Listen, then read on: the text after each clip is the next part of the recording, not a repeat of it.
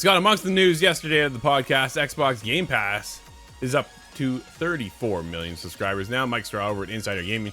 For the first time in 2 years, Microsoft has given an official update on Xbox Game Pass subscribers, saying that the service has 34 million subscribers. The 34 million is up from 25 million the company last reported, 36% increase. That said, the numbers aren't where the company planned, as it had the goals of reaching 100 million subscribers by 2030. Overall, Xbox head Phil Spencer knows that not everyone is going to sign up for the Xbox Game Pass. Even though, dude, I personally feel it's like one of the best deals in gaming. I don't know how you don't have Game Pass. It's amazing to see people really still try and talk down on it. Yeah, no, it's nuts. And to him, that was never the goal for the company. Quote, "Our goal is not to make everybody a Game Pass subscriber," end quote. Spencer said in an interview with The Verge, quote, "I've said many times that maybe 10 to 15% of our content and service revenue is subscriber revenue.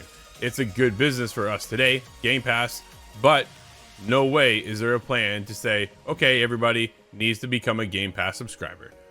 Scott, good numbers though, man, even though that's not exactly what they want to be at right now. Yeah, it is good numbers. Is 100 million too big? Is that some Square Enix expectations by 2030 to have that many people? Yeah, that's a huge number, first of all. But then again, you have to quadruple what you began with is. So I'm not sure if we're going to hit those expectations out of Xbox. But the idea that this doesn't represent 100% or more than half of the company's income, that's comforting to me because it means it doesn't. Their business is not dictated by Game Pass. Right. Well, it's funny because I've always said that's what their goal is. Really, at the end of the day, right? The box doesn't matter. And I think I kind of got wind of that yesterday. Yes, things are changing. Things are coming. There is another box coming from Xbox. However, it's the service they want to provide, right? It's that ecosystem that they want you to grow on. So getting back to our first topic of the day, where they're bringing 4 titles to other platforms, that's to get you hooked on an Xbox IP, to bring in Hi-Fi Rush and go, crap, this is really cool.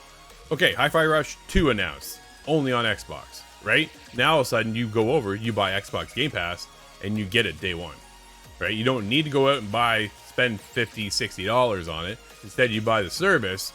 That just grows that service.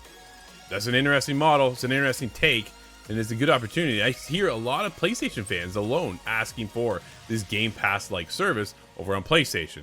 We got Plus, 3 different tiers of Plus, which is still confusing to me, but it is what it is at the end of the day. I'm pretty sure I'm still in the middle. I mean, I didn't go all the way to the top because the streaming thing doesn't matter to me. So it's, yeah, right? All those older titles.